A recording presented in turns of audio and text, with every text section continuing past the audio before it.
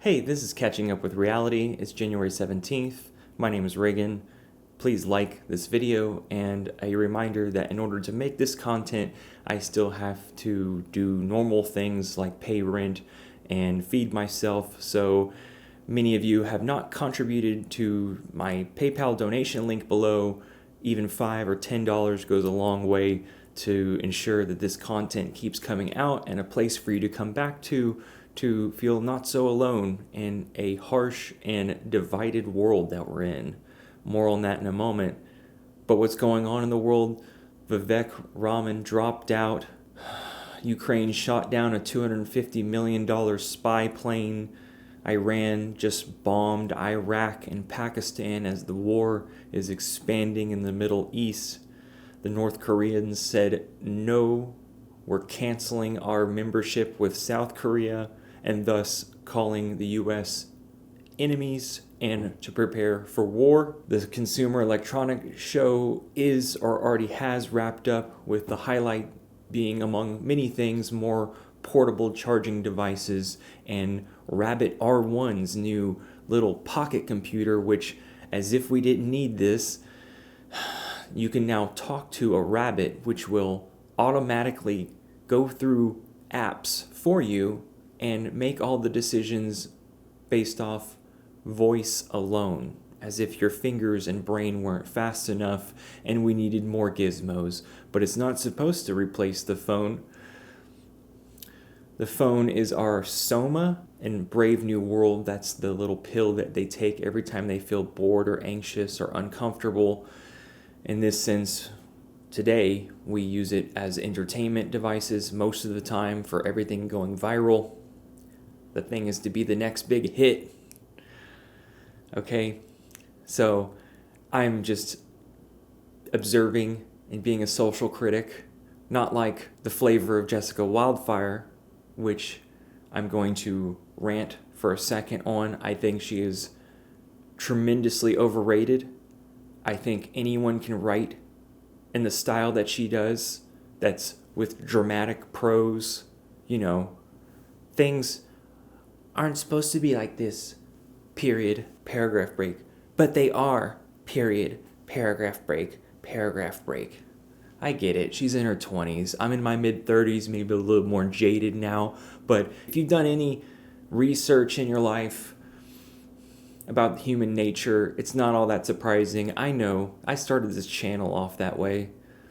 Very dismayed with human behavior, as it always has been, as I've come to find out with further knowledge, let's say, that we've always been the controllers and controlled.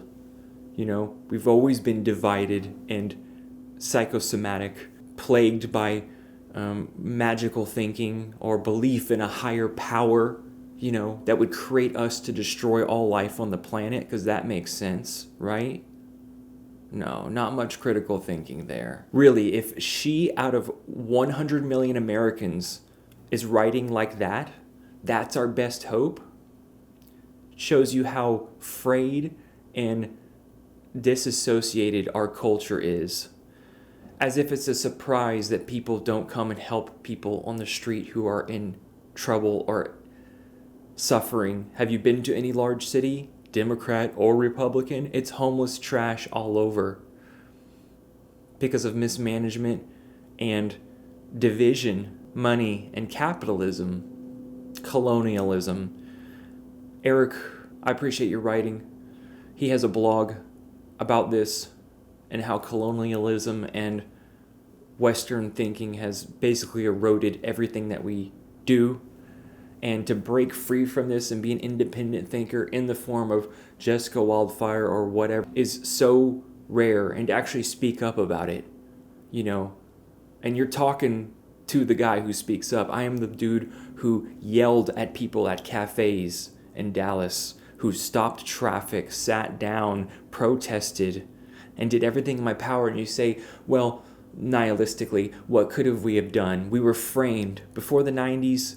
When Carl Sagan warned Congress of this coming, of overshoot the ecological crisis that our children and grandchildren would face, and no one listened. Or maybe we did, but we had to keep the status quo going, which we don't question. Yeah, that's human nature. We are creatures of comfort. We prefer comfort over all else, including death. People would rather die than go without a job or food in their fridge for a few weeks. We are slaves to a system and a world that we cannot see or break out of. Okay, and you know where our priorities are. It's completely hopeless, irretractably, hopelessly done. Black-pilled, if you want to label me that. What could we have done? It was written in the Bible, a long time ago. Some people, sheep herders and stuff, who had no theory of scientific analysis or understanding of the natural world, just said so. So it must be so, right? I mean, however you want to cut the cake. We are rats crammed into cages in cities, a modern technology, which causes us not to be more cooperative, but actually to divide and separate as much as possible, to ignore our human instincts to be in a community and help and all these antidepressant, all these mental conditions are a result of our frayed technology culture, which we're not adapted to. Clearly, you guys all understand that by now. So my emphasis here is we were doomed. We were just a little experiment in the cosmic arrangement, and you could be nihilistic and attach feelings and to be depressed about that, but I encourage stoicism, things you cannot, in the sense philosophy that there's things that you cannot control. You could not arrange the atoms and molecules and chemicals in the universe together to make you to be shat out into existence. You had no choice in any of the design phase or anything about this, okay?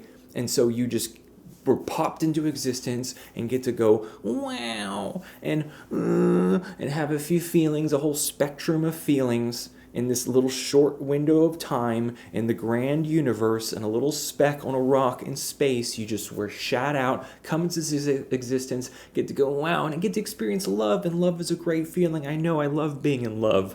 The feelings of dopamine, and you're invincible, and your just whole body feels good. I know the gambit of feelings that we can have. I'm old enough to have experienced many, if not all of them. Loss, betrayal, joy, achievement, all of it.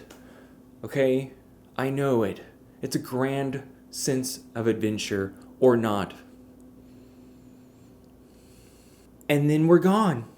And then we all go kaput, just collapse. Everyone dies together, collapse. We just dissimulate back into the crust of the earth, another layer.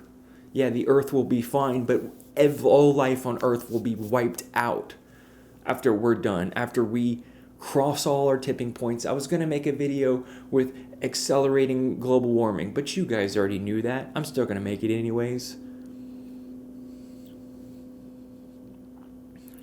That's my theory of existence. The universe is indifferent, and has no feelings, no guiding principles, no morality. It just shat you, me, Kitty, the birds, the worms, the plants. It just pooped us into existence, okay, accidentally, just like many other planets out in the universe, and we just zip out like the rest of them. Indifferent, okay? You just happen to be so lucky, a grain of sand out of an infinite number of chances that you got into this existence.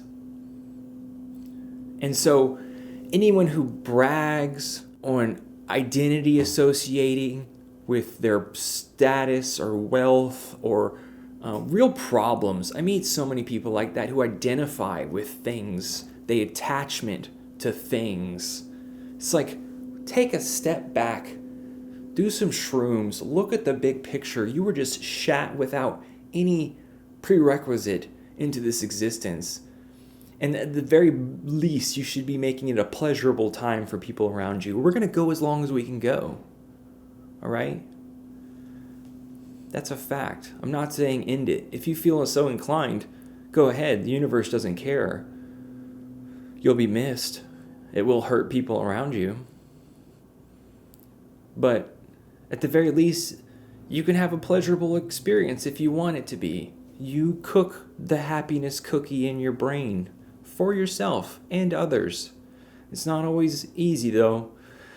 It is a difficult time existing. I still have to pay all this. Money's real. Things are real. But don't be a dick.